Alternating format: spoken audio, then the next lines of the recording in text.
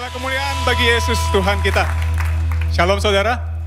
Selamat datang di Gibeon Church. Di sini bukan tempat untuk orang sempurna, tapi tempat di mana kita semua disempurnakan oleh kuasa Injil dan kasih karunia Tuhan kita, Yesus Kristus.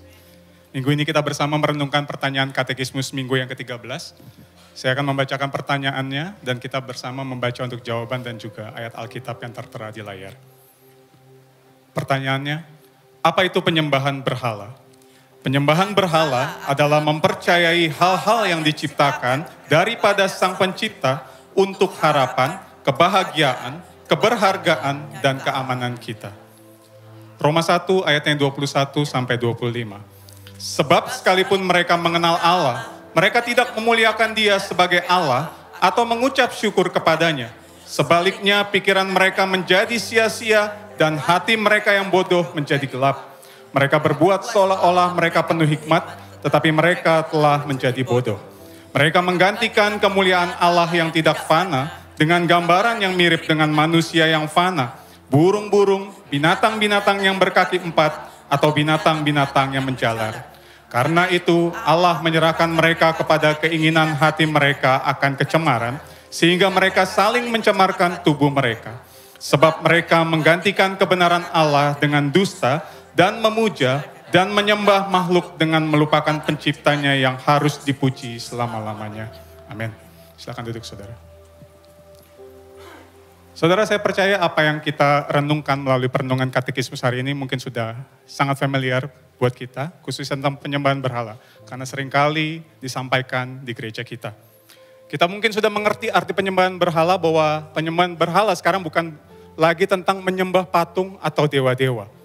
Karena pemaknaannya sekarang jauh lebih dalam daripada itu. Dan hal tersebut sangat terkait dengan hati kita. Hari ini ketika kita berbicara tentang penyembahan berhala, maka penyembahan berhala berarti ketika kita meletakkan hati kita kepada sesuatu atau seseorang lebih daripada kita meletakkan hati kita kepada Tuhan. Dan yang menjadi pusatnya adalah diri kita. Timothy Keller mengatakan bahwa penyembahan berhala terjadi ketika kita mengambil hal-hal yang baik dalam hidup kita dan menjadikan hal-hal yang baik tersebut menjadi yang terutama di dalam hidup kita. Senada dengan hal tersebut, Matt Chandler, seorang hamba Tuhan, juga mengatakan bahwa menginginkan apa yang Allah berikan lebih daripada Allah sendiri adalah merupakan penyembahan berhala. Jadi pada waktu kita memperlakukan dan menjadikan sesuatu atau seseorang sebagai tujuan akhir dalam hidup kita, dan kita merasa gak bisa hidup ketika sesuatu atau seseorang itu diambil daripada kita. Mungkin di saat itulah kita sedang terjebak di dalam penyembahan berhala. Segala yang baik yang Tuhan berikan dan percayakan kepada kita, pekerjaan kita, keluarga kita, kesehatan kita, bahkan pelayanan kita, semua yang baik tersebut bisa menjadi berhala ketika kita menjadikan itu semua menjadi yang terutama lebih daripada Tuhan. Ketika pemberian menggantikan Sang Pemberi, ketika ciptaan menggantikan Sang Pencipta, maka di situ kita telah terjatuh di dalam penyembahan berhala. Dan hal tersebut adalah dosa. Dosa bukan hanya ketika kita melakukan sesuatu yang buruk atau sesuatu yang jahat, tetapi dosa juga adalah ketika kita menjadikan hal-hal yang baik menjadi hal-hal yang terpenting di dalam hidup kita melebihi Tuhan. Oleh sebab itu, seharusnya kita menyadari bahwa semua yang baik yang Allah berikan dan percayakan kepada kita seharusnya dapat kita nikmati dengan penuh hati yang mengucap syukur. Dan tujuan utama dari semua pemberian itu sebenarnya adalah untuk mengembalikan kita kepada Allah. Untuk kita mengucap syukur kepada Allah dan memuliakan Allah di dalam hidup kita. Selain Allah, tidak ada satu hal pun di dunia ini yang dapat memberikan makna dan kepuasan yang sejati bagi jiwa kita.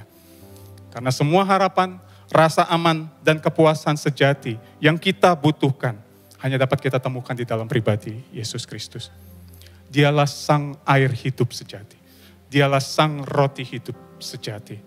Di dalam Dialah kita menemukan kepuasan itu. Amin. Saya undang setiap kita bangkit berdiri. Saudara, mari saat ini kita datang di dalam doa pertobatan secara pribadi. Karena kecenderungan hati kita yang seringkali mencintai setiap pemberian itu melebihi Sang Pemberi itu sendiri. Mari kita datang di dalam doa pertobatan secara pribadi.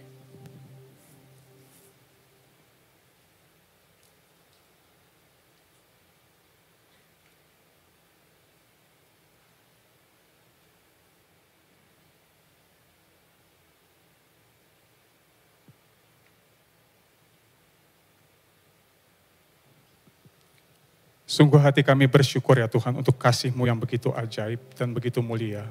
Kami yang tadinya adalah hamba dosa, kini boleh menjadi anak-anak Allah melalui pengorbanan Yesus Kristus di atas kayu salib bagi kami. Terima kasih juga bahwa Engkau memberkati kami dengan setiap pemberian yang daripada-Mu ya Tuhan. Namun kami datang bertobat saat ini ya Tuhan. Karena seringkali hati kami yang jahat ini ya Tuhan. Kami terlena. Kami justru tertarik dan mencintai pemberian-pemberian itu lebih daripada Engkau sendiri ya Tuhan. Ampuni kami Tuhan. Yang Allah Roh Kudus tolong kami, untuk kami dapat mengarahkan hati kami kembali kepada pribadi Yesus Kristus. Kami rindu untuk terus dibentuk semakin serupa dengan pribadi Yesus Kristus Tuhan kami. Terima kasih Tuhan. Di dalam nama Yesus Kristus kami berdoa dan bersyukur.